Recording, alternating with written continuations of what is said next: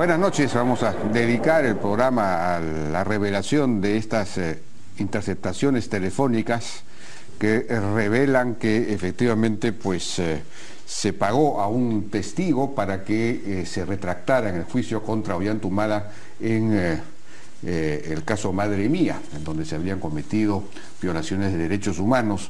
Esto ha sido, digamos, el gran tema del día.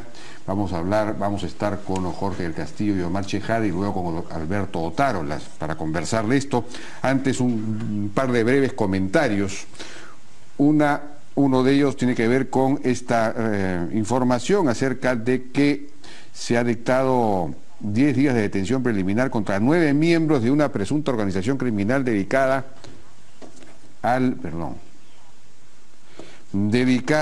tráfico ilícito de armas.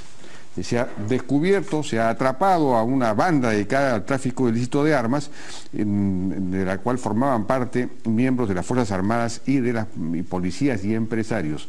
Es interesante lo que está ocurriendo, ¿no? Porque ya desde hace varios meses se están realizando estos operativos de inteligencia, mega operativos entre la policía y la fiscalía, y se están desarticulando una serie de organizaciones criminales importantes en varias partes del país. Esto es una cosa alentadora que debe continuar. Lo que hace falta ahora es profundizar la seguridad ciudadana a nivel de la delincuencia común y corriente, digamos, que permanece en niveles muy preocupantes.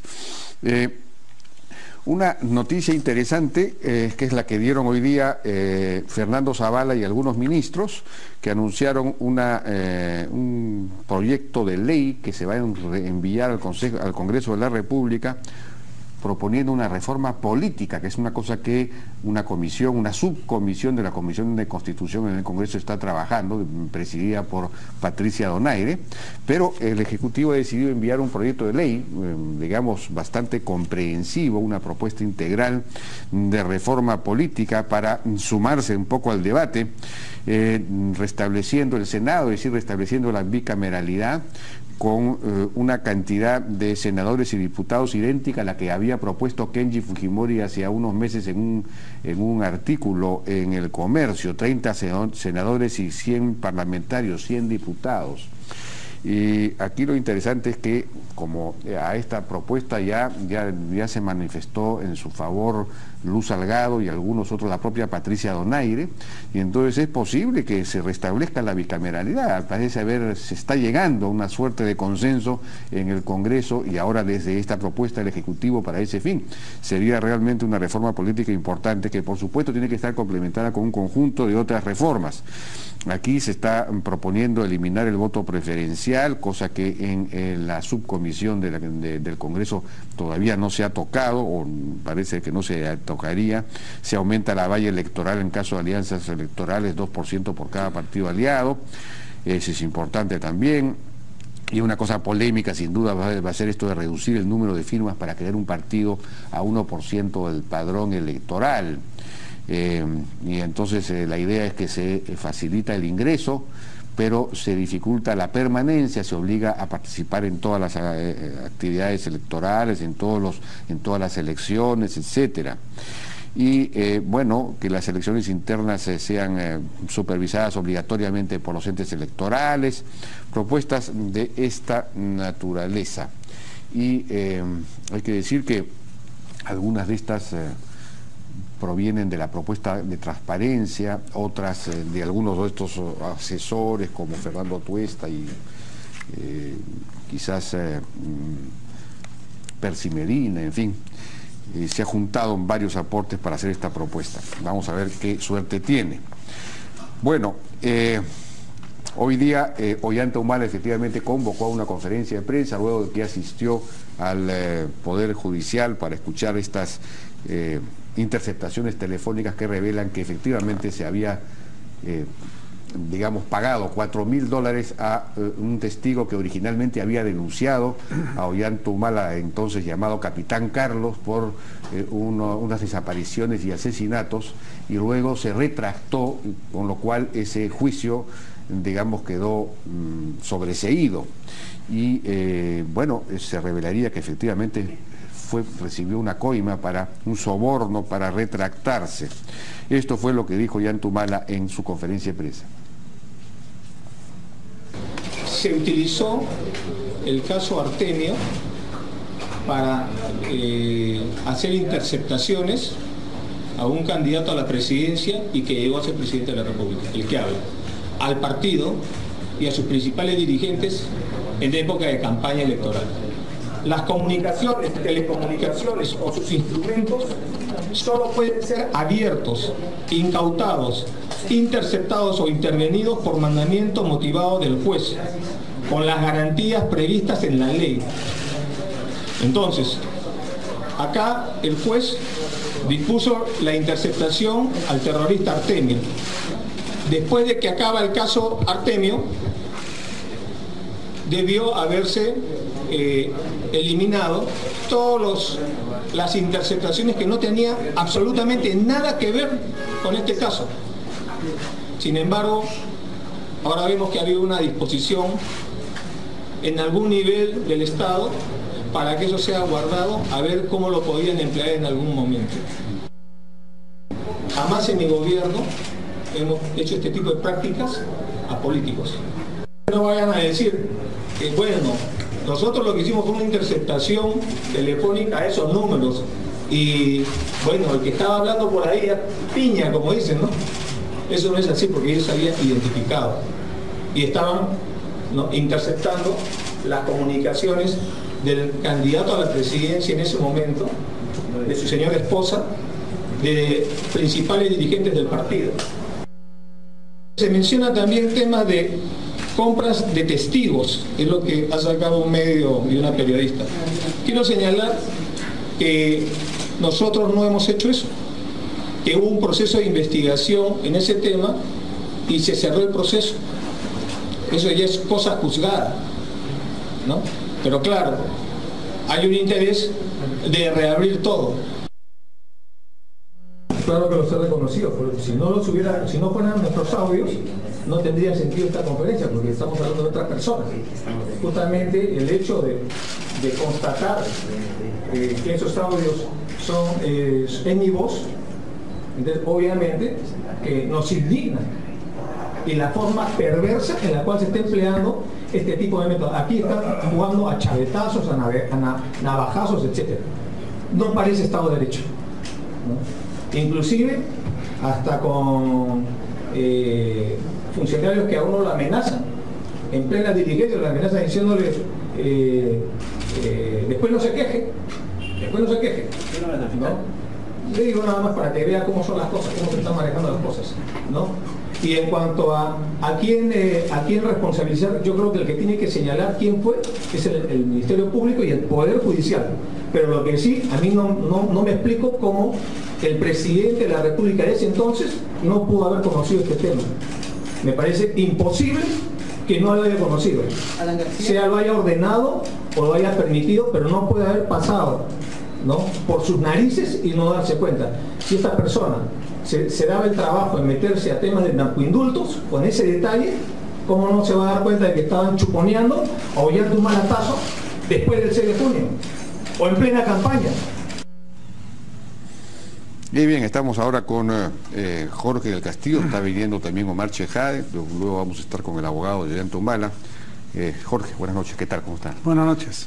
Bueno, hay una acusación más o menos abierta de Ollantumala al gobierno de Alan García, al propio Alan García, dice no es posible que no haya podido saber. También ha mencionado al ministro de Interior, al general Hidalgo y al general Morán, que era el jefe de la DIRANDRO, porque él sostiene que en realidad es imposible que lo hayan suponeado, digamos, interceptado a él, si es que él, bueno, no, quienes estaban siendo en ese momento, digamos, escuchados eran personas vinculadas al tema de Artemio, etcétera, y para llegar a él efectivamente tuvo que haber una decisión distinta a la de un juez. Entonces hay una acusación política, es decir, aquí ha habido una decisión del gobierno de turno de investigar a un candidato, de chuponear a un candidato a la presidencia de la República. ¿Qué respuesta tienen ustedes? Bueno, ese es un mecanismo de defensa, ¿no?, que evidentemente tenemos que rechazar, porque está claro que esta interceptación es una interceptación legal dictada por un juez competente, seguramente a solicitud del Ministerio Público. y usan el sistema constelación de la Dirandro, que es manejado por el Ministerio Público.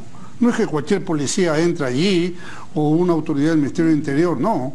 Esto lo maneja el Ministerio Público, que tiene la llave, que tiene la clave, y no hay forma de...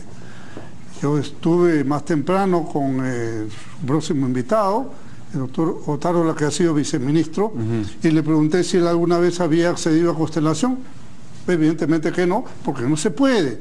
No es que uno, yo soy ministro de Interior, déjame entrar, voy a chuponear estos números. No se puede.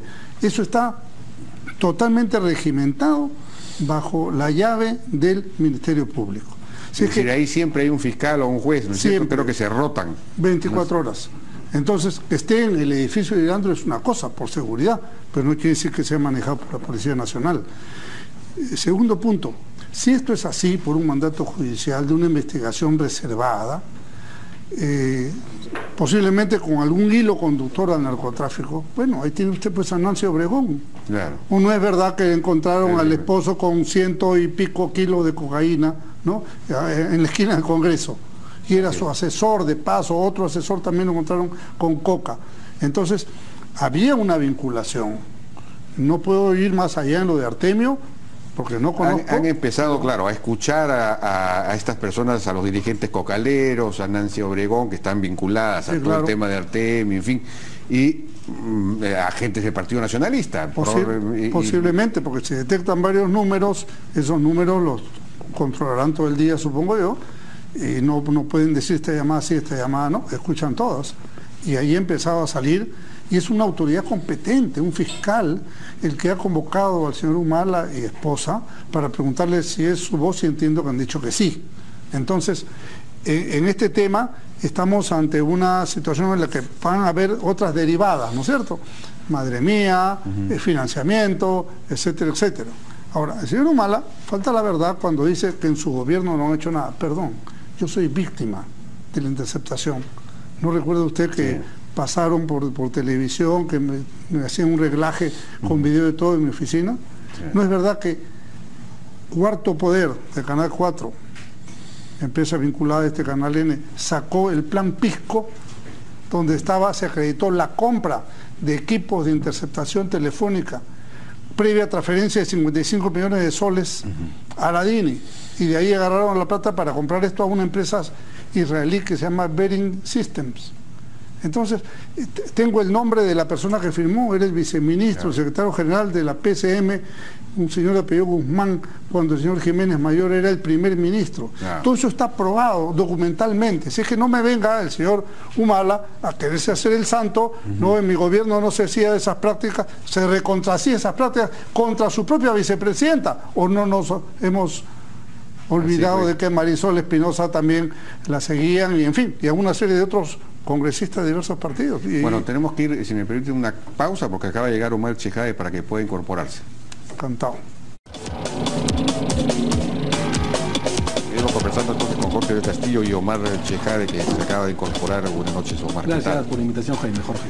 Bueno, estábamos hablando acerca de si estas interceptaciones eran legales o ilegales. Según Ollanta Humala, son ilegales y probablemente políticamente dirigidas. Él era candidato y en ese momento el gobierno, él ha insinuado que el gobierno de Adán García fue el que digitó esto, y creo que incluso va a denunciar al ministro de Hidalgo de ese momento y al general Morán, el jefe de la Dirandro, y todo lo demás.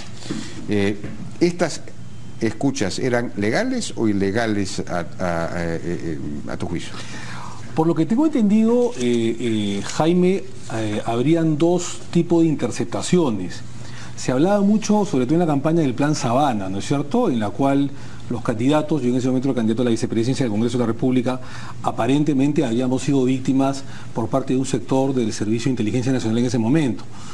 Eso nunca quedó claro, pero fue lo que se rumoreó y hasta lo que se investigó, en el que presuntamente estaría liderado por el general Morán en ese momento, con el grupo Constellation de la Dirandro, un grupo Constellation que recién habría llegado por donación del gobierno norteamericano en 2009 o 2010. Ese es uno. Pero lo que nosotros el día de hoy acabamos de leer por información oficial, no solamente de los medios de comunicación serios, como el Diario del Comercio, por ejemplo, sino también del Ministerio Público, se trataría de un pedido por parte del Ministerio Público, absolutamente legal, y una resolución que declara fundado ese pedido por parte de un juez del Poder Judicial, en el cual ordenaba para combatir el crimen organizado, para luchar contra la corrupción, para probablemente atrapar o detener, ubicar a Artemio, de escuchas legales. Si en el transcurso de esas escuchas o interceptaciones absolutamente legales, legítimas, ordenadas por un juez, que no tiene nada que ver con un chuponeo ilegal, se han detectado, ¿no es cierto?, por ahí temas que pueden ir con el delito o que pueden lindar con la corrupción, entonces evidentemente eso, como no estoy de acuerdo respetuosamente con lo que ha dicho el abogado de la defensa del señor Humala o el propio señor Humala, cuando dice que eso no es legal, que eso se ha debido desechar, ¿no es cierto? No es así. O sea que si... Pero una pregunta es, han pasado 6 años desde esas escuchas.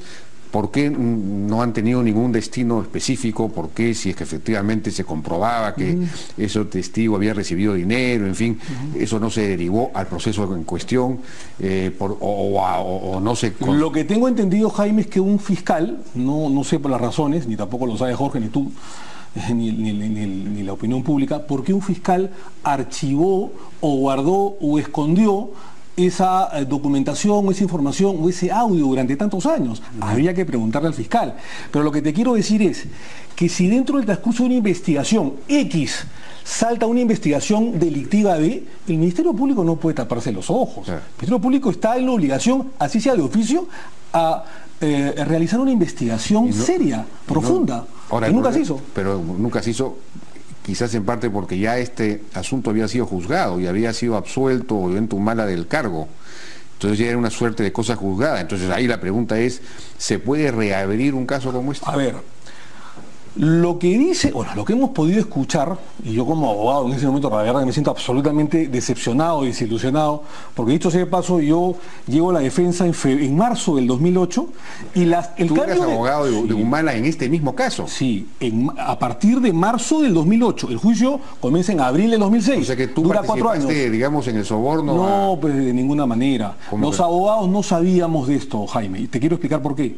Yo llego en marzo del 2008 como abogado del señor Humala. Yo he sido procurador anticorrupción, he estado en el proceso de extradición del señor Fujimori de manera exitosa, converso con el señor Lerner, me recomienda el señor Humala, me contrata Humala y yo comienzo mi labor como abogado defensor a partir de marzo del 2008.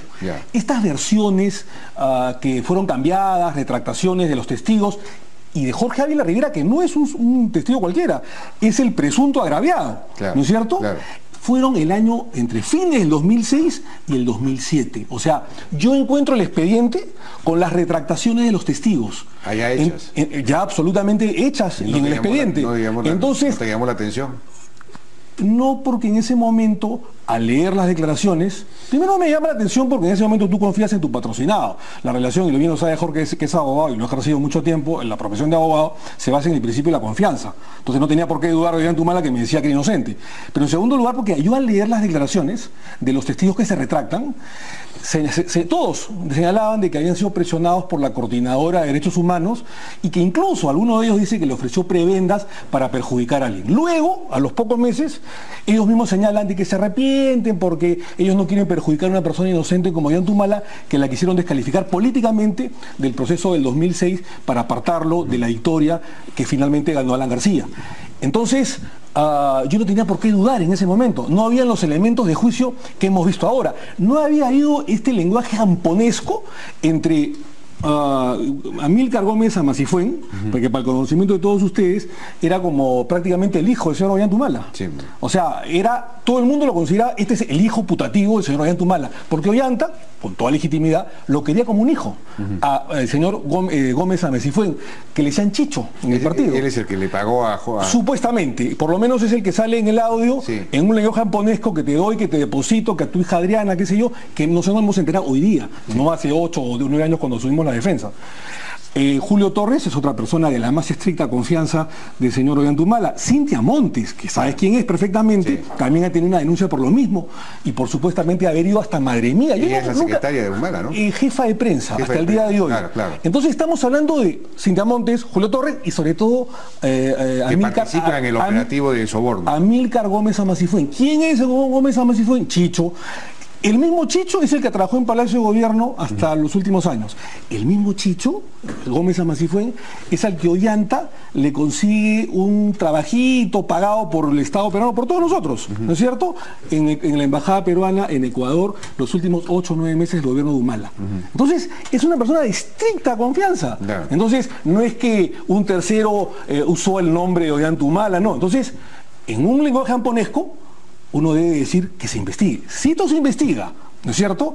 Y de esto sale que efectivamente hubo compra de testigos que los abogados, por lo menos quien habla, que en ese momento yo no era abogado de Humala, sino después, y utilicé evidentemente los documentos para poder liderar Humala, se comprueba de que efectivamente dio compra de testigos y hay una sentencia en contra de estos señores que deben ser ejemplarmente sancionados, entonces ahí sí habría que reabrir el caso de Madre Mía. Me da pena porque es un logro particular. Digamos, si hay cosas juzgadas. Es cosa juzgada. El principio de la cosa juzgada.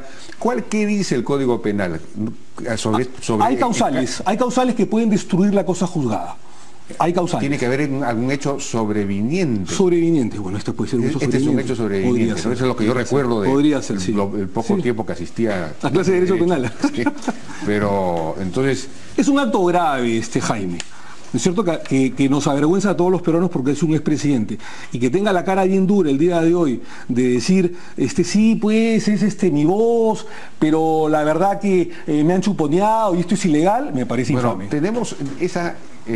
infografía que presentó el presidente Humala, el expresidente Humala, él presenta una infografía en la que demuestra o pretende demostrar que en realidad fue víctima de un chuponeo político, digamos. Esto no fue lo que ordenó el juez, porque el juez habría ordenado, investigar a Artemio y a todas sus vinculaciones, y a los cocaleros, a los narcoterroristas, etcétera. Pero bueno, lo que necesitamos en realidad es la imagen completa. Ahí está, la imagen completa. ¿Qué pasó con la imagen completa? No, la imagen completa, sin movimiento, por favor. A ver, entonces él dice que los investigados eran Artemio. Entonces, claro, alguno de los investigados o Artemio puede haber conversado con ese personaje que está abajo. Ese a su vez puede haber conversado con un amigo vinculado al Partido Nacionalista y resulta que están interceptando comunicaciones entre esa persona que ya no tiene nada que ver con la red de Artemio o con la red narcococalera y gente ya del Partido Social. ¿Y Nancy Obregón dónde podría estar? Sí, pues. En los que él pone no investigado, evidentemente. Él dice no investigado, pero bien sentenciado que está. Claro. Entonces, este es un tema en el cual, evidentemente, inclusive, al descubrirse esto, se pone en evidencia nuevos hechos delictivos. Y estamos de paso ante un tema de lesa humanidad que tratan de nuevo a calificar. Entonces, es un asunto que tiene su propia ruta. Acaban de anular un fallo del Tribunal Constitucional para reabrir un caso que estaba lejos sacramentado. Me imagino que habrá la forma legal. Y en todo caso, hay nuevos hechos, delitos que se prueban con los nuevos hechos. Pero esto además pone en evidencia que el señor Humala está usando una serie de falacias o mentiras para salirse del tema. Yo no he recibido 3 millones, por ejemplo, ¿no? Yo no he chupado nada a nadie, lo he demostrado hace un momento como tenían el plan Alex, el plan Leila, ¿no? El plan Pisco, que fue justamente para comprar los equipos de interceptación telefónica. Entonces, todos los seguimientos, tú seguramente has sido víctima también, como claro, lo he sido yo, como lo han sido otras personas. No. Entonces, evidentemente, no está diciendo la verdad, señor Humala. Se refugia en una serie de argumentos, de falsedades, pero bueno, las cosas tienen su momento. Esto va por la vía judicial y lo que evidentemente no resiste ningún análisis es que diga, Alan García me ha mandado chuponear.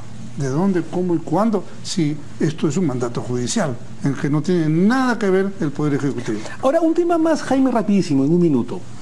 Me da la impresión que esto es un chantaje, ¿no es cierto? Porque los audios aparentemente son de mayo del 2011, cuando estábamos en segunda vuelta a punto de ganar la presidencia de la República, digamos, ¿no? Entonces, es la conversación gangsteril de, por ejemplo, Chicho, o sea, Víctor Amílcar Gómez Amasifuen, con el supuesto agraviado sobreviviente, que es Jorge Ávila Rivera. Es el 2011. El juicio se archiva el 29 de diciembre del año 2009, o sea, año y medio antes. Entonces, probablemente Jorge Ávila Rivera, digo probablemente por lo que estoy leyendo, haya recibido visitas o presiones de la prensa o de políticos, no sabemos, en plena campaña, segunda vuelta, cuando ya había sido archivado el caso de Madre Mía por cosa juzgada por el juez San Martín, entre otros, y haya habido una presión, es decir, yo me quedo callado, pero tú me das $4.000, según lo que dice en la transcripción del audio, ¿no es cierto? O sea, esto es un chantaje a posteriori de que el juicio se cierra. O sea, no es aparentemente 2007-2008, sino es el 2011, que habrá que investigar también, ¿no? Ah, o sea que eso cambiaría un poco la figura. No estaríamos hablando de que le pagaron para que cambie su versión. Ya estaba cambiada, según lo que puedo leer, o de repente es de mayo del 2011. no le habían cumplido con el pago. O como se dice vulgarmente, lo habían cabeceado, ¿no? Lo habían cabeceado. Entonces estaba reclamando que le pague. Podría ser, ser, sé si tenemos ahí el... Y la sala que archiva el caso fue presidida por un magistrado que responde al nombre de Aldo Figueroa. El 2011. Aldo Figueroa fue asesor legal, jefe legal del Ministerio de Educación, cuando Nicolás Lynch, creo que fue candidato del Partido Nacionalista, era ministro. El número 4, sí. Cuando Rosa Mavila, que fue elegida congresista del Partido Nacionalista, era secretaria general. Es que hay muchas coincidencias. Ahí están los nombres, están las personas. Entonces, qué casualidad que una persona que tiene un vínculo directo en un cargo de ultraconfianza a dos personas del cogollo del Partido Nacionalista, pues resulta que es el que firma el fallo exculpatorio. Ajá, bueno, pero lo que no se entiende bien es, esto han pasado 6 años desde estas escuchas. Sí. Y los audios han quedado ahí. Y de pronto ahora el fiscal Juárez Atoche, dentro del proceso, digamos, de lavado de activos o de... Sí, lavado de activos a propósito de la financiación de la campaña de Ollanta Humala, se entera o se informa o estaba informado de que existía esta información en esos audios, pero no se refiere, él no le interesa el tema de Madre Mía, es una información que ha salido colateralmente, entiendo que él ha derivado, en fin, a la Fiscalía correspondiente. La información de Odebrecht. Sino que hay información acerca de cómo se manejaba el dinero en ese momento en la campaña, han empezado a escuchar a Artemio, a todo su grupo, a los dirigentes cocaleros, a todo el sistema cocalero, a Nancy Obregón, y a partir de ahí, como habían gentes vinculadas digamos, al Partido Nacionalista, han ido escuchando, pues, y hasta que alguien ha llamado al presidente Humala en ese momento, o al candidato Humala, y han hablado, y por eso es que ha resultado siendo escuchado el candidato Humala. Esto de Artemio lo levanta el mismo Humala. ¿Por qué? Porque su argumento, oye, si yo lo capturé, ¿cómo me va a financiar? Porque es un poco ilógico suponer que Artemio puede estar en el financiamiento de la campaña de Humala, pero sí estaba Nancy Obregón y compañía, ¿no? Y por él no solamente votaron, sino financiaron, oiga, los mineros ilegales, o no le dieron millones. Sí, pues. Hasta oro le dieron. Y por supuesto, los cocaleros. Pero por supuesto que pusieron plata para la campaña, eso está recontraprobado. Entonces, claro, el argumento es no como hacer Artemio, yo soy su enemigo y lo he metido preso. No, esa es la pantalla, la derivada es la otra, ¿no? Nancy Obregón y toda su estructura criminal de tráfico de drogas. Bueno, el argumento de Humala de que aquí se están resucitando casos, levantando cosas que ya están en realidad juzgadas, cosas juzgadas, quieren revivir procesos antiguos para perseguirlo políticamente, ¿tiene sentido? No tiene sentido por una razón sencilla. Si tú analizas la ejecutoria final de la Sala Suprema del doctor César San Martín, que fue el mismo que 8 meses antes de esta resolución a favor de Humala condena a Fujimori a 25 años de prisión por lesa humanidad, condena que hasta el día de hoy la está purgando. Claro. 8 meses después ratifica las resoluciones de Víctor Cubas Villanueva, de la jueza Jimena Cayo que presidía la Sala Superior, de Pablo Sánchez Velarde, el fiscal supremo, que hoy es fiscal de la Nación, que en ese momento dijo con toda la legalidad que no había mérito para pasar a juicio oral contra Ollanta Humala. Pero esa resolución de San Martín, si tú la lees, dice que se sigue investigando el hecho delictivo porque evidentemente ha habido 2 desapariciones forzadas de la señora Natividad Vila Rivera y de su esposo Benigno Zulca Castro.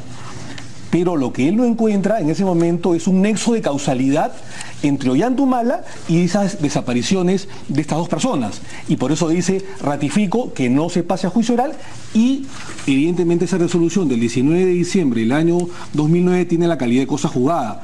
Sin embargo, dice que se sigue investigando y pasa los actuados al Ministerio Público para su investigación. Yo lo que te quiero decir, Jaime, es lo siguiente.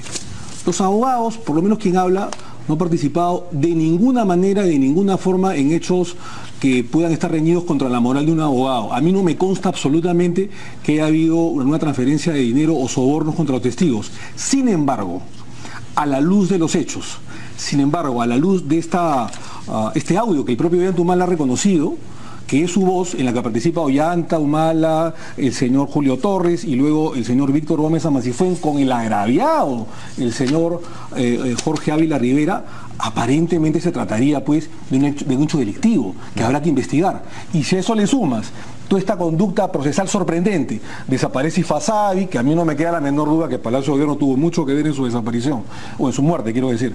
Las mentiras de la señora Heredia, que no es mi agenda, que sí es mi agenda, las mentiras con relación a lo que ha dicho Jorge, que no me han dado 3 millones de dólares, cuando esto es más evidente que el agua transparente. Entonces, ante esta conducta sorprendente, es evidente pues, que acá ha habido algo raro. Y por más que yo haya sido abogado y haya logrado un triunfo profesional importante, que es archivarle el caso al señor Humala, evidentemente, como un tema de ética, de abogado, de letrado, no me queda más que decir, y como ex político, como haber sido vicepresidente de la República, no me queda más que decir que se sigue investigando, porque lo del día de hoy es absolutamente contundente y gangsteril, en cuanto a los audios y las transcripciones, ¿no?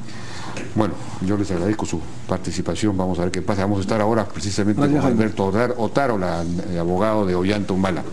Regresamos. Muchas gracias. Gracias. Gracias, Jaime.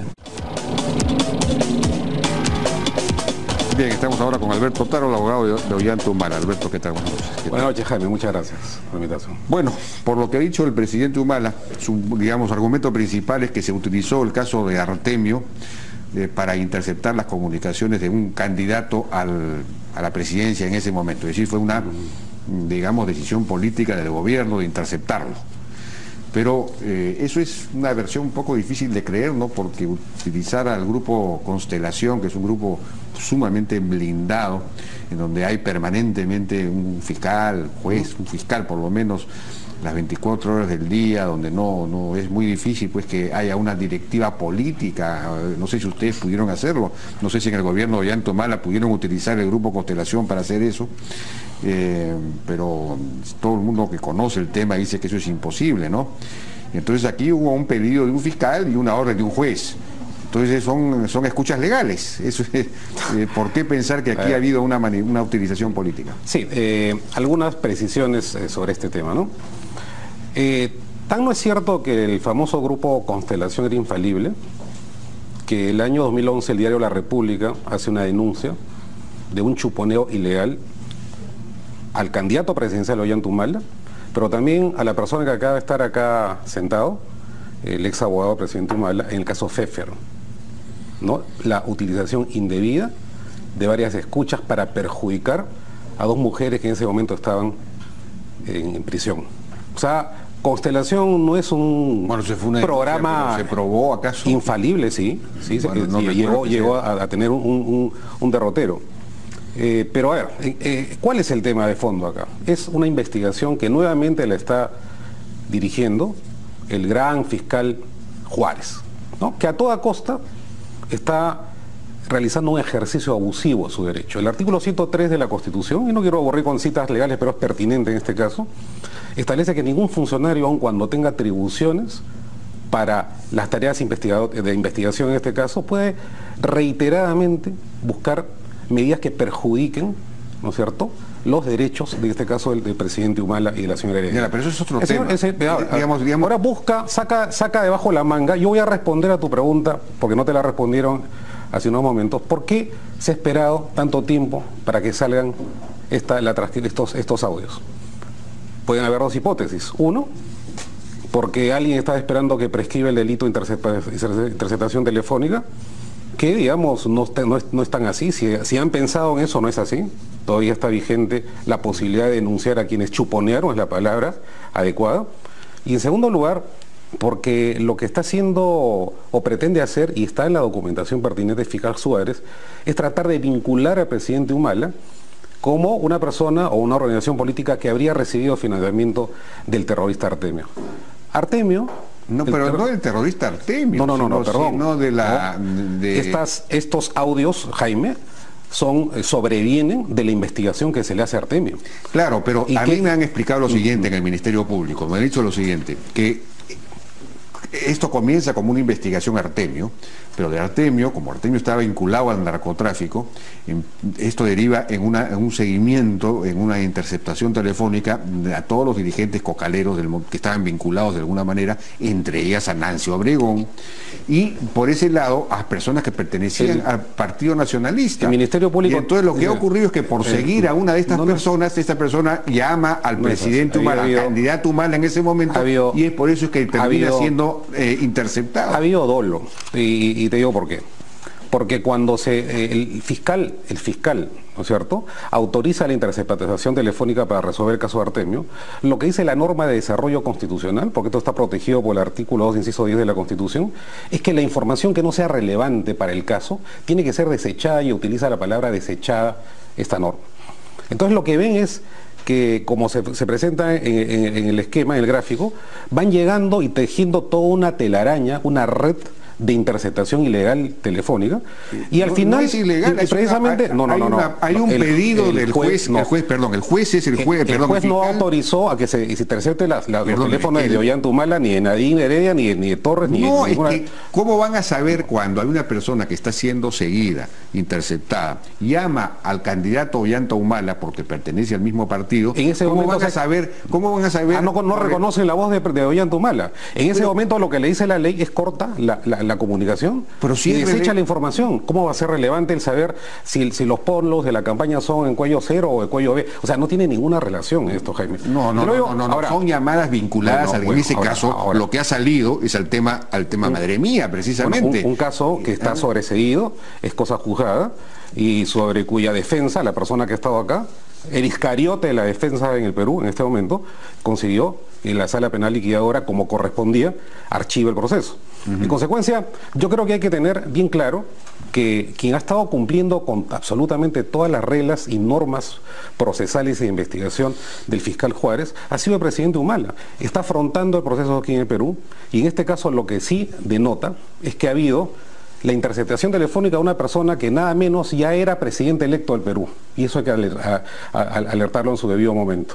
En junio, cuando ya había ganado la segunda vuelta, claro, se proseguían estas interceptaciones telefónicas, y precisamente a toda la plana mayor del Partido Nacionalista en plena campaña electoral, y un periodo complejo electoral en el que había mucho debate político, y sí, ciertamente existía el interés de perjudicar notoriamente por boca del propio presidente de la República en ese momento, Alan García, a quien no le resultaba, ¿no es cierto?, favorecido con su simpatía para ser presidente de Perú. Bueno, ese es el contexto, Jaime. El fiscal que pidió la interceptación de toda esta red, digamos, de narcotraficantes y cocaleros y todo lo demás, fue el fiscal Marco Guzmán Vaca, la información que me han dado hoy día en el Ministerio Público. Y esto a partir de inicialmente el seguimiento a Artemio, pero se arma pues toda la red, ¿no? Dentro de esa red estaba Nancy Obregón, muy vinculada a Ollanta Humala, y entonces evidentemente cuando alguien llama a Ollanta Humala, que era candidato o ya candidato electo, no sé, eso termina pues siendo grabado. Ahora la pregunta, yo no sé si es... 180 audios de Nancy Obregón, por favor. Este ha sido un chuponeo político, Jaime. Este ha sido un chuponeo político que está siendo presentado 7 años después en un escenario judicial en el que a toda costa un fiscal está pretendiendo... No, pero no tiene nada que ver el tema de Madre Mía con el tema que se le está investigando ahora. Lo están vinculando con estos audios. ¿no es cierto? bueno, es en el contexto. Él ha recibido una notificación. Juárez ha, digamos, ha derivado este tema a una fiscalía. Sí, pero el presidente de la República recibió una notificación, una serie de citaciones a él y a la señora Heredia, que dicho sea de paso no concluyen, van a concluir recién la próxima semana, y ya la prensa tiene todos los audios, con el formato de la fiscalía. Esos audios que están, esas transcripciones que están apareciendo en este momento digamos, en los medios periodísticos, son los que están en el expediente de la fiscalía. Y hoy día, al momento de abrir esa información, esa transcripción, los sobres estaban lacrados.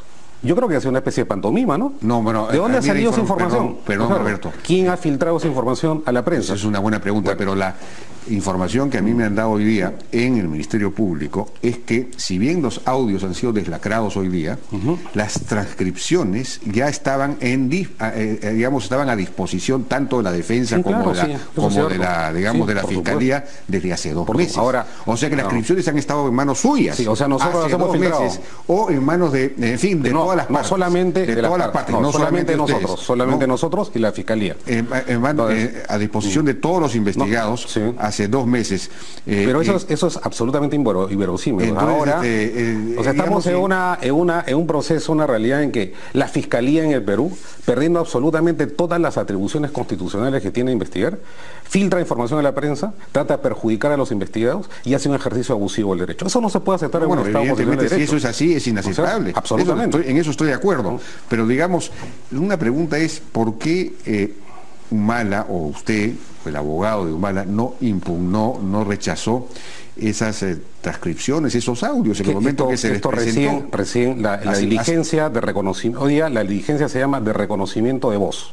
No, pero digamos las transcripciones son transcripciones hace pocos días hemos recibido la notificación de las primeras transcripciones. Hace 2 meses están a disposición. Por supuesto que vamos a tomar medidas, en este caso enérgicas, si nos reservamos el derecho de tomar las acciones legales del caso, que se van a tomar, porque esto ya, digamos, traspasó todos los límites de la tolerancia legal. Habiendo estado hace 2 meses, a disposición de la defensa de los no se preocupe. No se impugnó en su momento y ya se perdió el plazo. No, perdón. Ya se perdió el plazo. En esa jurisdicción quizá, pero en otra no.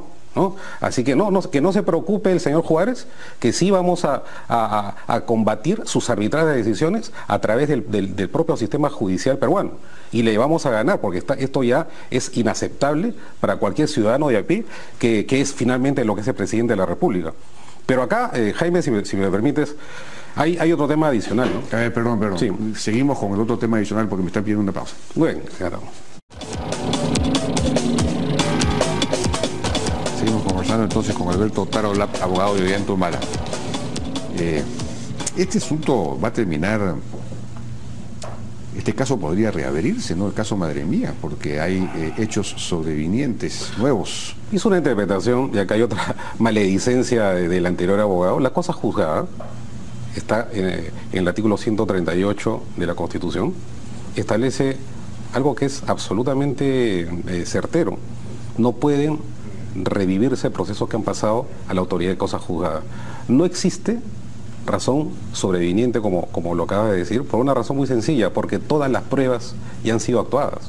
Y lo que se está tratando, por lo que acabo de leer en camino... Esta es una nueva prueba, en camino a tu entrevista empezaba a leer las decenas y docenas de transcripciones que están siendo repartidas ahora por la prensa a todo el país, y veía que efectivamente lo que se pretende, lo que ha llamado la atención o el centro de atención de algunos medios de comunicación son las declaraciones de este señor Ávila, ¿no? Que en todo caso no sé si se ha contradecido o se ha contradicho o ha tenido una actitud distinta, pero es un proceso. Él acaba de declararle al Diario del Comercio efectivamente que efectivamente recibió $4.000 para rectificar su posición. Eso lo tiene que ver la autoridad competente. O sea, que es una denuncia incluso en vivo. Es una investigación que, repito, ha pasado la calidad de cosa juzgada hace 7 años, sobre hechos que han ocurrido hace 25 años. Y acá lo que hay que decirle al país también es que la inverosímil tesis de la Fiscalía pretende atribuirle a quien capturó a Artemio. El 12 de febrero de 2012, yo lo recuerdo muy bien, y lo tengo que decir porque no me gusta decirlo, fue mi cumpleaños y yo era ministro de Defensa. El presidente Humala capturó dirigió el operativo conjuntamente con sus ministros en la captura de Artemio. O sea, él recibió dinero del terrorismo. Él que estuvo luchando por el país. Del terrorismo no, pero de los cocaleros sí. Pues. Esa es la tesis del fiscal Juárez. Esa es la tesis, está por escrito. Él, ¿no es cierto?, probar que ha habido lavado de activos a través del financiamiento ilegal del narcotráfico o del terrorismo. Del narcotráfico, pero no del terrorismo. Bueno, no creo que del narcotráfico, eso es lo que aparece en los documentos que nos han notificado y por eso que mostramos nuestra indignación. Entonces acá yo creo que hay que acelerar. Entonces, en todo caso, todo es posible. Uno nunca sabe. Imagínate la barbaridad. Me parecería el colmo. Pero así es, Jaime. No he traído la resolución y la resolución dice financiamiento de la investigación proveniente del señor Artemio. Entonces, ¿dónde estamos en este momento? Lo que pedimos nosotros es que se refiere calma, ¿no? Mesura, que se tranquilice el fiscal Juárez, que haga las diligencias que tenga que hacer, que respete el debido proceso, la presunción de inocencia. ¿No? Pedimos, eso sí, una investigación seria al fiscal de la Nación para que de una vez por todas le diga al país quién está filtrando documentos que deben permanecer en la reserva de la investigación, viciando, con eso dicho sea de paso, cualquier investigación. Entonces, los justiciables no podemos estar sometidos a la dictadura de una autoridad que, vulnerando los principios más elementales del debido proceso legal y la tutela procesal efectiva, ¿no?, atenta contra los hechos fundamentales de los ciudadanos en este país. Entonces, solamente pedimos independencia, objetividad y justicia, y la verdad se abrirá sola. Estamos seguros que acá la defensa del presidente Humala no solamente tiene que ser una defensa de carácter de actuación de las pruebas, sino también de expresar el contexto en lo que todo esto se mueve. No, primero se lo vincula con Venezuela, luego con Odebrecht. No pueden acreditar. Ustedes siguen negando todo eso.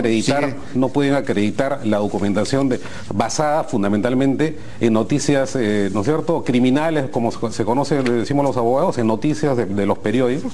Y luego ahora se trata de vincular al señor Humala con Artemio, con el narcotráfico. Bueno, estamos ya, ¿no? Yo he estado leyendo felizmente también algunos tweets de periodistas serios que están casi diciendo lo mismo, están viendo un poco más de seriedad a la Fiscalía, ¿no? Pero ya esta es una declaración que hoy día saca del comercio del propio Jorge Ávila, que confirmó que los operadores de Ollanta Humala le pagaron para que se retracte las acusaciones que hizo contra el nacionalista, caso Madre Mía, le pagaron ya $4.500, hablábamos de 4.000, son $4.500.